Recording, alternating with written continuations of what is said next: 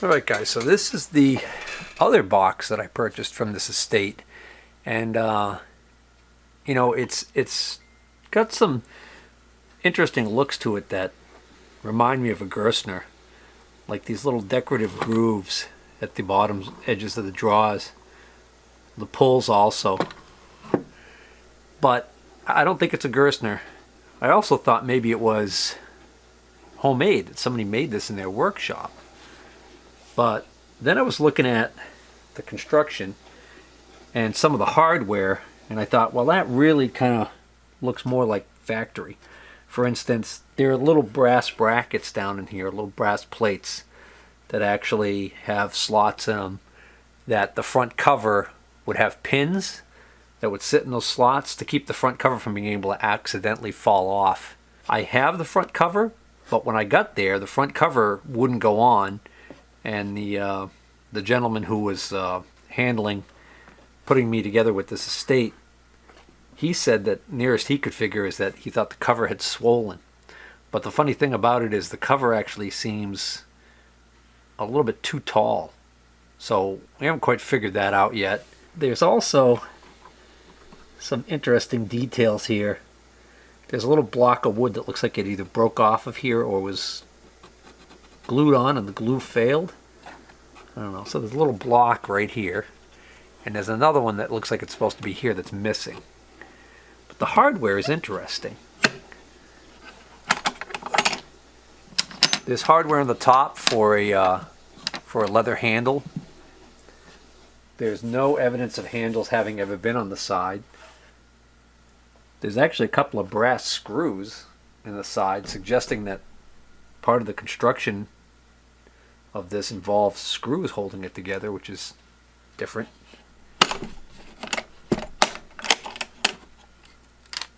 So there's a mirror in the top, like a Gerstner would have, but even the mirror almost kind of looks like, it almost looks like somebody just took a regular round mirror and just glued it in there. So this is really starting to look like maybe this is something somebody just made. The detail of the joinery is pretty good. It's even got the pins, the spring-loaded pins for when the cover is closed to keep the front from being able to be opened. So that's, you know, kind of surprising that it would have that detail, considering that it's, you know, if it is in fact a homemade one.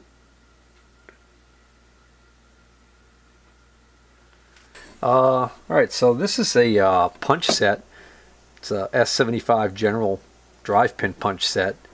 One size here looks like it's been pretty damaged. The other ones all look still usable, and looks like we're missing one and no cover for it. There's another one of these Brown and Sharp micrometers. I just sold one of these not too long ago. Well, that's interesting. The case looks like one of the Brown and Sharps I sold not too long ago, but this Brown and Sharp that's in here looks a lot older. But what's nice is, look, it's got that little Brown and Sharp doohickey, that little attachment right there to give you a convex anvil. This is a Brown and Sharp micrometer. It's a Brown and Sharp. It says a 13 on it, but I just think this is a much older micrometer than what actually is supposed to go in that case. Here's our Radnor number drill index. Got some drills in it, missing quite a few. This is an unusual little hammer. Looks like maybe he was having a little bit of trouble with the head loosening on it and decided to resort to Gorilla Glue. Reason why I think Gorilla Glue is because Gorilla Glue has that nasty foaming action. It makes an ugly mess of things. We're looking at the forging on that. Is an early hammer. It's an interesting handle too. Very slender. Another old micrometer. This is a 10th micrometer at least. This is a Reed Small Tool Works of Worcester, Massachusetts. Worcester's only about 25 minutes north of here. It's not a Lixie, it's the other company. Oh, see, this one, I just recently got one of these, and I was saying, I couldn't see the maker's name. Los Angeles, California. It's a WUDLA?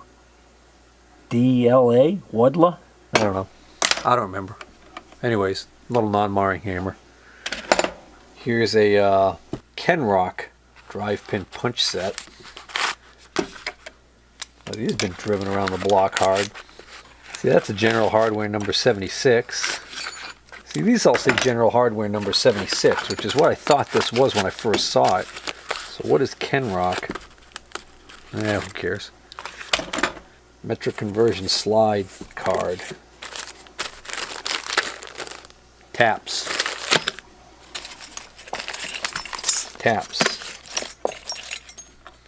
Precision screwdriver. My mistake. Scribe. Couple random end mills here.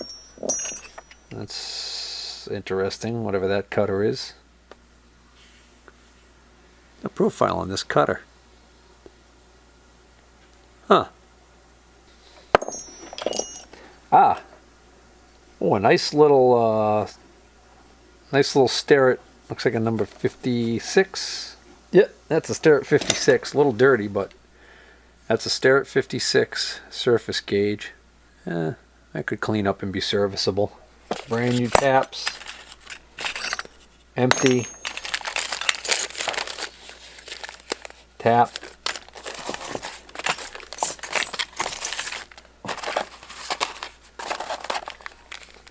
Another square. Sterit. It's a Sterit number 20. Alright, some weird jewelry. Top right drawer. Taps. Next drawer down. Looks like a house key. A few random drill bits. A lot of lathe bits. A lot of really well used lathe bits. Crap. Ugh. Yeah, these really need something. Need a little bit of love. Now see, that's interesting. That's got the metal bottom in it, kind of like what you would see in a Gerstner. Another big old tray of miscellaneous crap. 500 lira Italian coin from 1985. I wonder if that was in there for good luck. Guy's first name was Dom, probably short for Dominic, so. Alright, finally something. We got some inside. And we'll look at those in a second. Along with those, another key that's no good, another scale. That's another Brown and Sharp scale, 6-inch. Put that in the pile. A couple drill bits. Another one of these galvanized lined trays. Oh, this is interesting. Something crafted. We'll get to that in a second. And something Brown and Sharp. We'll get to that in a second.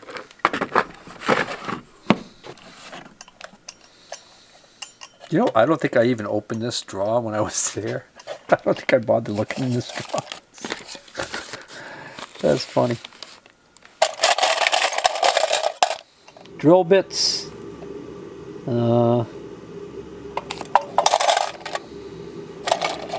Sorted crap.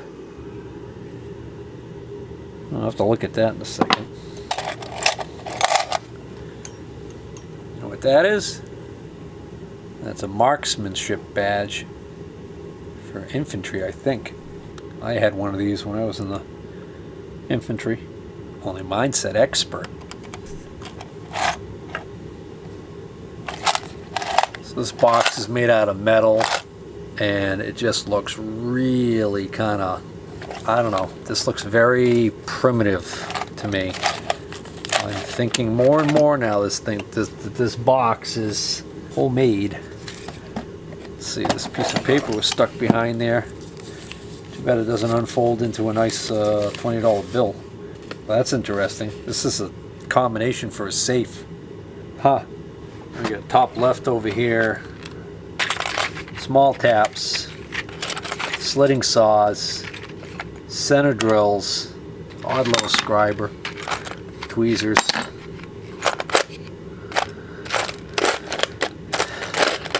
Reamer.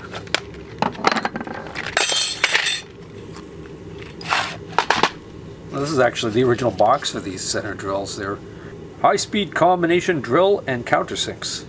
Well, these are different sizes in here. So.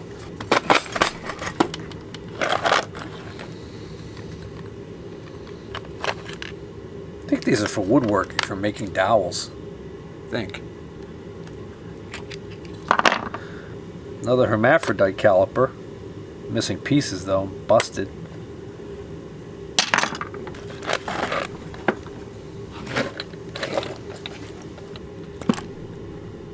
Countersink.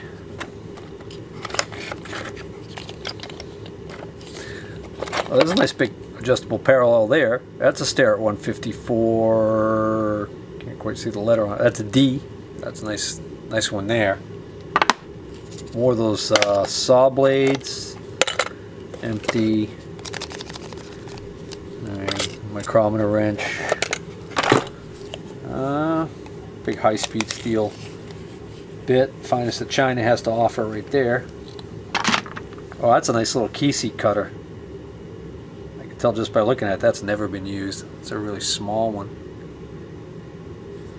Keyo cutters. One piece. Number 204 Woodruff key seat cutter. Let's look at this stuff I set aside from those other drawers. This is turns out this Craftsman piece is a thread pitch gauge. That's nice. This is a Brown & Sharp 802 inside caliper. That's nice. This is an Athol Machine Company inside caliper, so that's going to be another very early one. This is a Brown & Sharp 627D. Oh, so that's a radius gauge set. Oh, that's nice. I have no problem selling that, I bet. 627D. If I've ever seen one of those. So this is a letter T. It's a punch. But it's a letter T. And it's, this must have been used in a press for like soft metal, like brass or something, I'm guessing. I don't know. Alright, so the next two drawers were empty because I had transferred a lot of stuff out of them. And then this drawer here didn't have all of this in it originally, but when I was taking the stuff off the table, I threw some of the stuff in the drawer here. Namely, the dial calipers that this guy had. There's another Brown & Sharp 6-inch scale. Alright, so he had a total of 1, 2, 3, 4, 5, 6, 7 calipers. 7 calipers. Not a really good one in the whole bunch. Not one Sterit, not one Brown & Sharp. So somebody absconded with those. I find it hard to believe this guy had all this other Brown & Sharp stuff and he didn't have any Brown & Sharp calipers. Even these here, you know, I was like, oh, are these Brown & Sharp maybe? Nope. Made in China, right there. So, dirty, cheap Chinese, and actually working perfectly. One step up from the plain old cheap Chinese, but nothing to get excited about. Some Fowlers. Another cheap Chinese. A Fowler Vernier. Wow. Another Fowler dial caliper, again working perfectly, but nothing to get too excited about. No cases for any of these. A Fowler digital caliper, which does not work, but I wouldn't be surprised if the battery isn't completely dead. And, oh, okay, this is probably, believe it or not, this is probably the highest quality one of the bunch. It's a Peacock. And a lot of the Peacock stuff was Japanese. Works perfectly fine. That's a Peacock. It says SPI 20-435. It says made in Japan, so whoop-de flippin' do. More taps. Useless. What the heck is that? Who knows? Alright, let's get these micrometers out of here. Micrometers off and set them off to the side to see if there's anything else in here worth getting excited about. And there is not. I don't know what these are. Finely machined. Surface on one side. Knife edge. Huh. JT Slocum. Puff that is. 102-124. That looks like a Mitutoyo. Yeah, that's a Mitutoyo. Well, alright, that's not a bad micrometer there. That's a tenths micrometer. It's got .0001 resolution. It has the friction type of thimble that works. It's got a lock that works. Carbide faces look good. Okay, that's a nice little micrometer right there. Nothing wrong with that. Followed up by a very poor, mistreated, another old Brown & Sharp 13. So this, believe it or not, is the same as what was in that other case.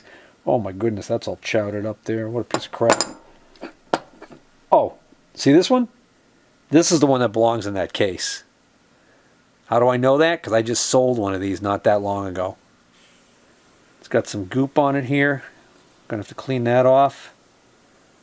Ugh. It's still goopy. But that is definitely the one for that other case. Okay, good. Here's a Sterit 230 Ratchet Stop. Alright. Lock doesn't work, but you know. How about a depth mic from God knows where? It's the Brown & Sharp 607 depth micrometer. This started out its life as a specialty Sterit micrometer. This would be a number 569 specialty micrometer, and somebody ground the bejesus out of the anvil there. So that's going to need some love. This is going to have to be replaced. I mean, the good news is this is made to be taken out and replaced, I believe. It's somebody else's problem, not mine. Blow that out cheap.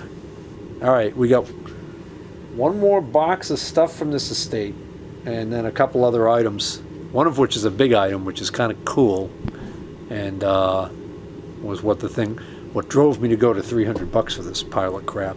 So this is one of the items that was on the table that you know, they figured had quite a bit of value, and I couldn't give it much value, unfortunately, because it's a satin chrome finish vernier, and it's metric and imperial, so it goes up to 16 inches or looks like 40 centimeters, which is nice, but it's an import. It's one of these Viz. It's VIS, but it's pronounced VIZ. Made in Poland. Quality's actually pretty nice on this stuff, but because it's an import, it's not going to have much value. It's going to be tough for me to sell that, unless I sell it dirt cheap, and then I still got to ship it, and because of its damn size, it's not going to be able to go flat rate. So this big old die wrench right here was included. It was on the table. I almost left this, believe it or not. I kind of care less about this, but then I saw the die in there, so maybe I could use that size die. So this is patented 1875. I think it says SM Company, improved screw plate. This thing's ancient. So here's just some chamfering bits. A nice little assortment of them though in this little wooden block.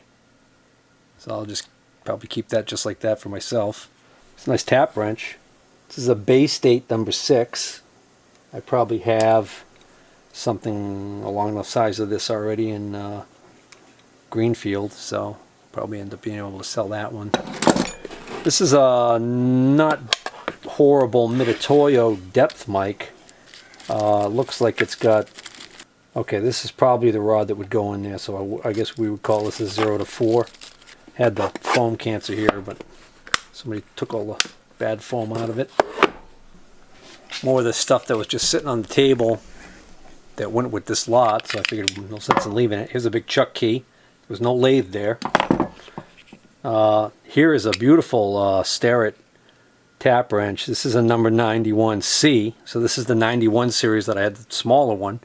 This is the big one, the C. I don't know if they made a bigger one than that in that series. This is just a cheap screwdriver. Here's a lantern style tool post. Here's a Jacobs chuck. number 14N, so this would be a super ball bearing chuck. It's not all, looks like it's in actually pretty good shape. It's on an R8 shank, so that can go right in the Bridgeport, or my Will's Index for that matter. Here's a little coping saw. There was 2 of these in the box that I was letting the guy take, and I decided I was going to pass on both of them, and then I thought, well, why the hell not just keep one? It's actually a kind of a nice little coping saw. It's an early one. It's just a regular Jacobs chuck. Another one. The 5C collet. It's phase 2 Chinese, but I wanted it. Well, it was coming along with me anyways. It's the only collet in the whole place, but it's got a collet stop in it. I could sell extra collet stops. Not for big money, but people like them. Another small little chuck there. Don't know what this is. Don't care. Another key. It's funny, that key doesn't fit those. Where's that last box? It was funny when I was picking up that black box, that black toolbox, picking it up off of a table, bench, to put it in my car. When I moved it, this Lixie hammer was behind it. So I asked him, I said, hey, you mind if I take that hammer? He said, no, go ahead. So, got another Lixie. Alright, so this box is stuff that was sitting there on the table. We got a, that's a nice Sterit blade. And then we got another Sterit blade, 9-inch. Then we got some miscellaneous heads here that I don't know about. That's kind of interesting. It's got a heart shape in it. Oh, isn't that sweet? You know, that almost looks like Mitutoyo or Lufkin, right? Matching set, but the color's not right for Sterit, so I don't know what that is. That seems very cheap and new, but it's got the scribe still in it. There's a small one there. These both look like they're made by the same company. Actually, all 3 of these. So, well, at least these 2 look identical, right? Some El Cheapo brand, and then maybe. Hey, I bet you this is the missing punch from this set. Oh, I still got it here. Maybe not. It is a general, but it's a general punch, but it won't fit in this set. So then this stuff was sitting there, and it was this. This is an Aloris, genuine Aloris AXA2. They had sold the lathe, and somehow this, I guess I had a tool post on it. Somehow this AXA holder got left behind. And I think this one in the bag, actually I didn't even look at this close. Now that I look at it, it's a knurling. It's a knurling one. Oh, this is genuine Aloris too, and I tell you what, this is a BXA 10. So this, I have a BXA tool post that I'm saving for my handy lathe project that I really should complete before I die. But this is a little bit of a sleeper right here, I think.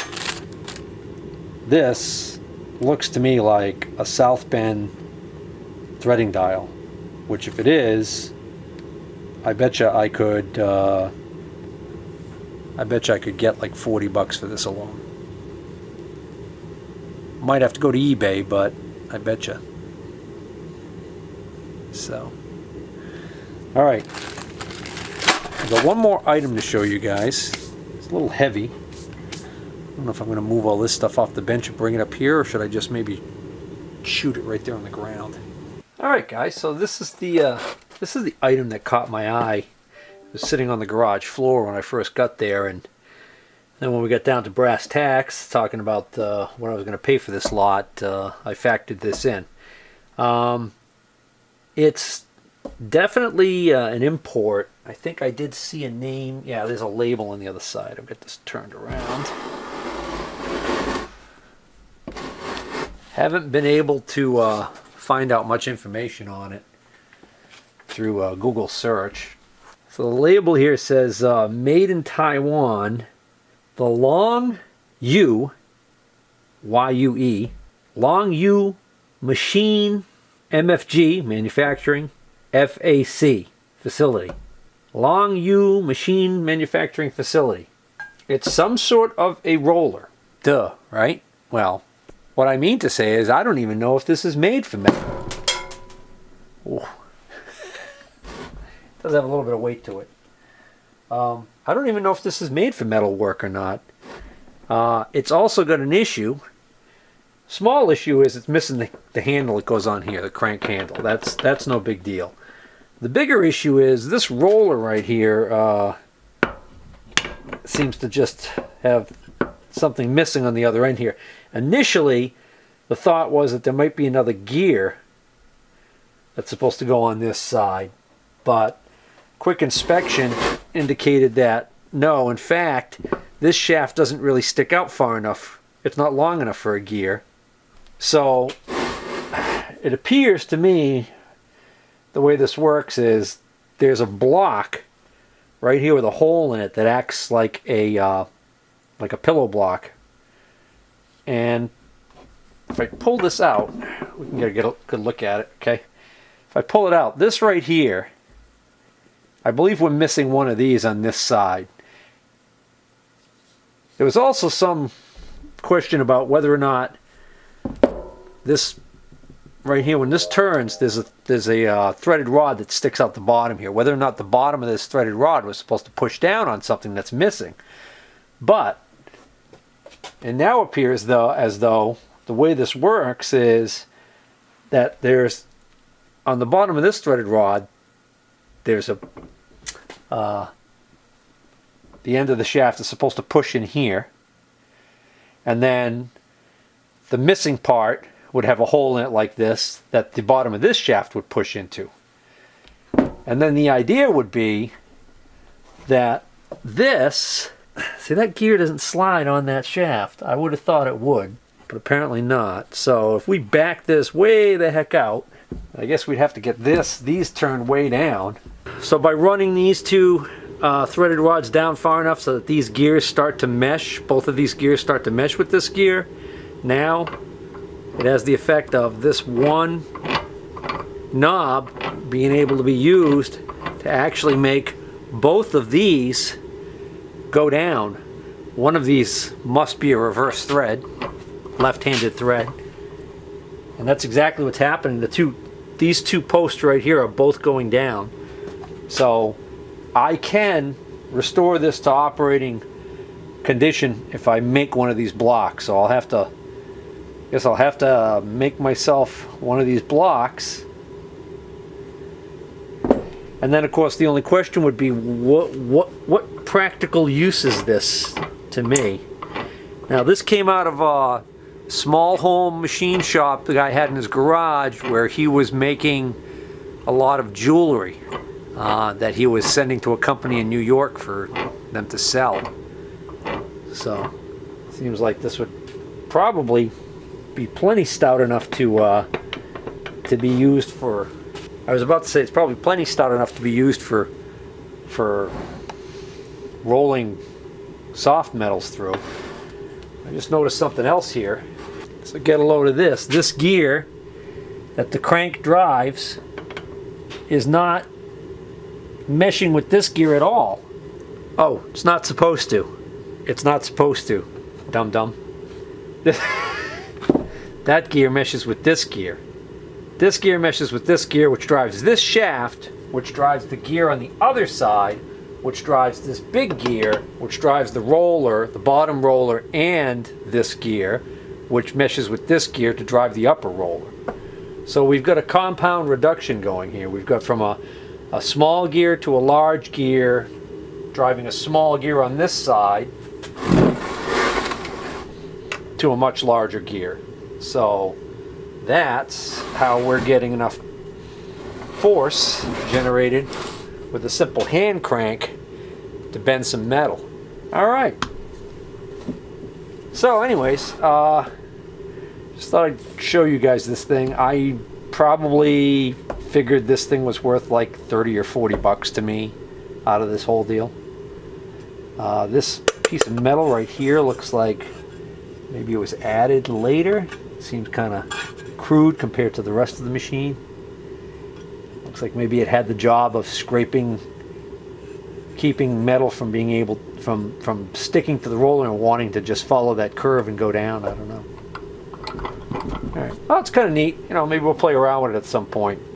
Have to make up a new one of these blocks, but I don't think that would be too difficult to do. All right, so once again, I appreciate you guys coming along for the ride and checking out the kind of stuff that I find at these flea market and state finds. If you're not already a subscriber, please consider subscribing. And as always, if you like what you see, please hit the like button. Take care.